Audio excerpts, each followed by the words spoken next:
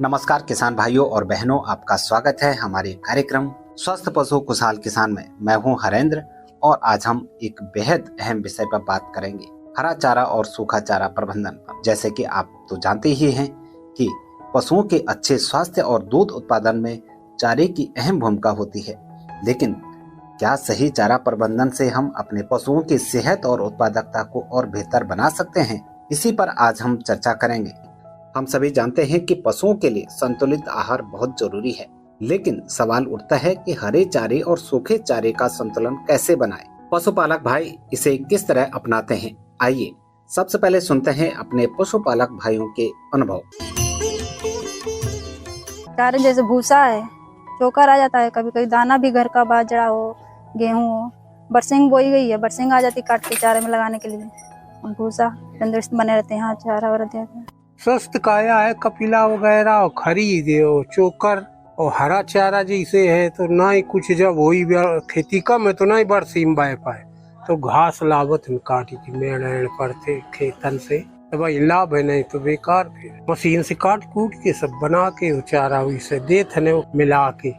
वैसे माध्यम से जो चारा देना चाहिए वो चारा हम लोग तो दे नहीं पाते, किसान मन नहीं है। जो खेती में अपना निकलता है उसी को हिसाब किताब से अपना देते हैं और हरा चारा मिला करके दे देते हैं। अब ये है कि थोड़ा बरसिम बो दी गई चारे के सीजन में और क्या नाम है ज्वार बाजरा वगैरह बो देते हैं गर्मी के मौसम में, नहीं तो और जो निकाई उकाई से जो हरा चारा मिलता है वही दिया जाता है।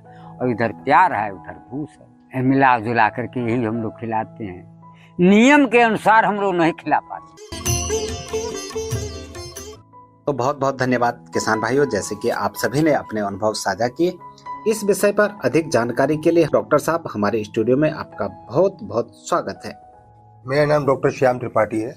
मैं पशुपालन विभाग में पशु चिकित्सा अधिकारी के पद पर काशीपुर में तैनात हूँ।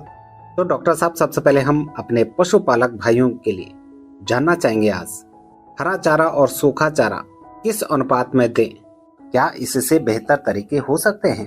हरा चारा तो पशुओं के लिए बहुत ही आवश्यक है। हरा चारा जितना अधिक से अधिक हो सकता है उतना आप अपने पशुओं को खिलाइए, क्योंकि हरे चारे में नाइट्रोजन होता है जो पशु की उर्वरकता क्षमता को बढ़ाता है और साथ में पशुओं को बांझपन से भी बचाता है। और जितनी अधिक मात्रा में हरा चारा आप देंगे उतना अधिक मात्रा में आपका भूसा कम लगेगा। और दाना 1 किलो, जैसे मैंने आपको पूर्व में बताया है कि जो दूध दे रहा है या गाभिन पशु है उनको दाना देने। अच्छा, जैसे कि सूखा चारा है, तो जैसे पराली है, भूसा है, तो उसको देने का तरीका क्या होना चाहिए? सूखे चारे को कभी भी आप अकेले मत दें। जो समस्याएं निकल के आती हैं कि सूखा चारा जिसको हम भूसा कहते हैं उसकी जो कैलोरिक वैल्यू होती है वो 0 होती है, उसमें कोई तत्व नहीं होता है, वो सिर्फ पेट भरता है। उसके साथ में आप पानी और हरा चारा व दाना और मिनरल मिक्सचर मिला के आवश्यक रूप से दें, क्योंकि जो सूखा चारा या पराली जो भी होती है तो वो सीधा अगर देते हैं तो वो सीधा सीधा पशु के स्वास्थ्य पे हानि करता है। तो जैसे कि हम बात करें कि जैसे कि हमारे पशुपालक किसान हैं, तो पशुओं के लिए किस तरह का सुधार करें? देखिए, जो आज का तरीका चल रहा है उस तरीके में हमने जो घर घर जा करके हम चीजें नोट करते हैं कि पशु आहार लोग बहुत ही सीमित देते हैं और ज्यादातर ये प्रयास करते हैं कि भूसे पे ही पशु को डिपेंड रखते हैं। हरा मिला तो मिला, नहीं तो पानी मिला के घर की जो चीजें हैं वो दे दी। समझने वाली बात यह है कि यदि पशु दूध दे रहा है तो उसकी पूर्ण क्षमता से हमको उसको दूध लेना है। वो तभी मिल पाएगा जब हम उसको बैलेंस राशन देंगे। बैलेंस राशन का अर्थ ये होता है कि आपको सब चीज देना है, आप कोई चीज काट नहीं सकते हैं। बैलेंस राशन का अर्थ ये होता है। और इसमें जो चोकर है, उसके बाद आपका पशु आहार है, ये बहुत ही महत्वपूर्ण भूमिका अदा करता है। जैसे कि बात करते हैं कि हरा चारा, सूखा चारा और दाने का सही अनुपात क्या होना चाहिए और किसान किस अनुपात में दे? सूखा चारा और हरा चारा के बीच में जो अनुपात है वो 1/5 का है। यदि हम उसको 25 किलो हरा चारा दे रहे हैं तो हमको उसको 5 किलो भूसा भी देना है। और ये हम आपको उदाहरण दे रहे हैं, ये बाकी जैसे पशुओं के वजन के अनुसार होता है जो जैसा पशु होता है, कोई 2 कुंटल का पशु है तो उसको हिसाब से दिया जाता है, कोई 1.5 कुंटल का है, कोई 3 कुंटल का भी होता है। तो ये पशुओं के वजनों के ऊपर जो है इसका होता है अनुपात। इसका हम 1 से 5 रखते हैं, 1 हो गया सूखा और 5 हो गया हरा, और 1 किलो आपका पशु आहार। पशु आहार के ऊपर हम ज्यादा फोकस इसलिए कर रहे हैं कि वही जो है एक जो है आपके पशुओं को जितना उत्पादन हमको मिलना चाहिए वो उतना दे सकता है। देखिए, आज के युग में हम कोई भी काम करते हैं तो उसमें अपना फायदा देखते हैं।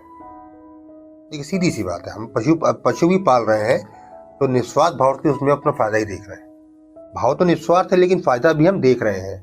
यदि एक पशु हमारे पास साल भर से सिर्फ खा ही रहा है तो उसका क्या अर्थ है? उसमें जब तक आपको प्रोडक्शन ना मिले, या तो वो गर्म नहीं हो रहा है, या दूध नहीं दे रहा है, या गाभिन नहीं हो रहा है, तो ये सब चीजें बहुत जरूरी होती हैं। और ये इसी को बचाने के लिए, फाइनेंशियल कंडीशन से प्रूव करने के लिए ये सब चीजें होती हैं। जो मुख्य उद्देश्य होता है कि हमको पशुपालन से लाभ कैसे लेना है, तो इसका सिंपल से हम बता रहे हैं आपको। हरियाणा, पंजाब, ऑस्ट्रेलिया, न्यूजीलैंड, इन जगहों में 1 वर्ष में 1 बच्चा लिया जाता है एक पशु से, तो उनका कभी भी प्रोडक्शन नुकसान में नहीं जाता है। यदि हम लोग इस स्ट्रेटजी को अपना लें कि अपने डॉक्टर से हमेशा टच में रहें, क्या खिलाना है, कैसे करना है, गर्म नहीं हो रहा है, जैसे बच्चा दे दिया 3 महीने गर्म नहीं हुई तो हम लोग निश्चिंत होकर बैठ जाते हैं, तो बच्चा दिए 6 महीने भी नहीं हुई तो ये सब चीजें ना करके हम लोग 3 महीने का इंतजार करें। 3 महीने बाद फिर अगर गर्मी में नहीं आए तो अपने डॉक्टर से संपर्क करें, संपर्क करके उसको गर्मी में लाएं, कृत्रिम गर्भाधान कराएं और उससे उत्पन्न संतति लें। तो डॉक्टर साहब, आपका बहुत बहुत धन्यवाद। आपने हमारे पशुपालक किसान भाइयों की शंकाओं का समाधान पर चर्चा की। हम आगे भी चाहेंगे कि आप इसी तरह से हमारे स्टूडियो में हमारे पशुपालक भाइयों के लिए नई नई जानकारियां लेकर आए। तो बहुत बहुत धन्यवाद। अब समय है पशुपालक किसान भाइयों के सवालों का, जिनके जवाब देने के लिए हमारे साथ स्टूडियो में हैं। नमस्कार पशुपालक बंधुओं, मैं डॉक्टर पंकज सचान, पशु चिकित्सा अधिकारी मैं था। बिल्कुल, आप जो भी आपके मन में किसी भी प्रकार का पशुपालन से संबंधित कोई सवाल है आप पूछिए, उसके जवाब आपको दिए जाएंगे। हमारा नाम राकेश कुमार यादव, बहरी सवाई। हाँ, तो डॉक्टर साहब से ना एक जो सवाल बार है, जैसे मान लो कि जानवर हरा हम लोग कराया है, कराने के बाद में उसको चारा दाना सब कुछ ये होता है, चलो 4 महीने की हो गई या 5 महीने की हो गई, उसको चारा पहले से देना शुरू कर देते हैं। इसके बावजूद ये होता है कि फिर भी जो है वो खाली निकल जाती है। इनका एक प्रश्न आया है कि जब ये जानवर को हरा कराने जाते हैं तो रुक नहीं रहा है, खाली निकल जाता है। देखिए पशुपालक मित्रों, आपको पता है ये बच्चेदानी होती है, बच्चेदानी में एक पार्ट होता है ओवरी, जिससे ओवम निकलता है, मीन्स अंडा निकलता है। अंडा पूर्णतः स्वस्थ हो तब वो स्पर्म सेल या शुक्राणु से उसका मिलान होता है, एक फर्टिलाइजेशन की प्रक्रिया होती है। इसके फलस्वरूप ही बाद में ही वो एम्ब्रियो, भ्रूण या जिसको आप लोग बच्चा कहते हैं बनता है। तो ये जो फर्टिलाइजेशन की प्रोसेस है, इसमें कुछ हार्मोन्स का इन्वॉल्वमेंट है, जैसे एस्ट्रोजेंस है, प्रोजेस्टेरॉन है, या और भी हार्मोन्स हैं। कुछ विटामिन्स का इन्वॉल्वमेंट है, जैसे विटामिन ई है, कुछ मिनरल्स होते हैं सेलेनियम टाइप के। तो ये समस्या इस वजह से ज़्यादा रहती है कि ज़्यादातर पशुओं में देखा गया है कि हार्मोन्स और विटामिन्स और मिनरल्स का डिफिशिएंट होना और कई पशुओं इम्बैलेंस होना ही इस तरह से समस्या पैदा करते हैं कि पशु को जब भी आप इंसेमिनेशन कराएंगे कंसेप्शन नहीं होगा। इसके लिए करना क्या चाहिए? आप 3 काम करें। पहला तो मिनरल सप्लीमेंट प्रॉपर 50 ग्राम पर डे के हिसाब से हर एक पशु को देना शुरू करें, और ये काम आपको पहले से ही करना है। और हर 3 महीने में एक पेट के कीड़ों की दवा, कृमिनाशक दवा पान बहुत ही ज़रूरी है पशुपालक मित्रों। हर 3 महीने में आपको हर एक पशु को देना चाहिए। और तीसरा जो मैंने काम बताया, साथ में ही नमक की मात्रा, नमक आप कोई सा भी नमक आप यूज कर सकते हैं, चाहे वो डेले वाला हो या पीसा वाला हो, लेकर के डेली 50 ग्राम नमक की मात्रा आप पशु को दें। और खान पीन में जो उसका एक राशन है, तो बैलेंस राशन, संतुलित पशुहार आप पशुओं को देना शुरू करें। मीन्स उसमें हरे चारे की मात्रा भी प्रॉपर हो, और कुछ उसमें आप कंसनट्रेट जैसे चूनी है, चोकर है और उसमें खली की मात्रा है, आयल्स जिससे मिल जाए वो प्रॉपर रखें। तो अगर ये सब चीज़ें रहेंगी तो आपका पशु समय से हीट में भी आएगा और जब आप इंसेमिनेशन कराएंगे तो वो कंसेप्शन उसका होगा।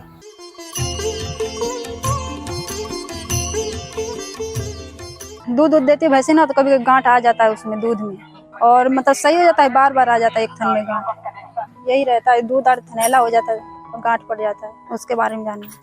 देखिए प्रभावती जी, भैंस के दूध में अगर गांठ आ रही है तो पहले आप ये देख लें क्या उस भैंस को कहीं थनैला तो नहीं हुआ है।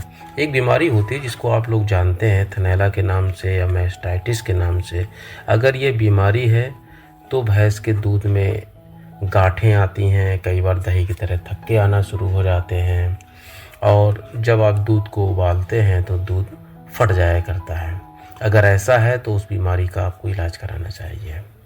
और कई बार ऐसा होता है कि गांठें दुहान के समय कुछ 1-2 सेट आती हैं, इसके बाद वो नहीं आती हैं। ऐसा इसलिए होता है जब जैसे इसका जो लार्ज एनिमल है, उसका भैंस है, इसका पेट है तो 4 चैम्बर होता है। एक इसमें चैम्बर होता है र्यूमेन, जहाँ पर ही पाचन का कार्य पूर्णतया होता है। तो उसमें एक पीएच डिसाइड होता है कि इतना पीएच इसका होना चाहिए। अगर वो पीएच कहीं ना कहीं डिस्टर्ब हो तो जिसकी वजह से भी दूध में इस तरह से गांठें आने लग जाती हैं। तो इसके लिए आपको क्या करना पड़ेगा, उसके पीएच का कोई ऐसा एजेंट जो उसको न्यूट्रलाइज करे। इसके लिए सबसे बढ़िया तरीका है खाने वाला सोडा, सोडियम बाइकार्बोनेट बाज़ार में मिल जाया करता है, वो आप ले लें और 50 ग्राम पर डे आप उसको देना शुरू करें। लगभग 5 खुराक ही आप देंगे, 5 दिन तक 50-50 ग्राम देंगे तो जो ये दूध में गांठें आ रही हैं ये बंद हो जाएगा। या कुछ और भी र्यूमेन को पीएच को करेक्ट करने के लिए जैसे रूमी केयर एक पाउडर आता है, उसको आप ले सकते हैं, बाज़ार में मिलता है, उसका आप यूज करें। ये समस्या जो प्रभावती जी की भैंस में है वो दूर हो जाएगी।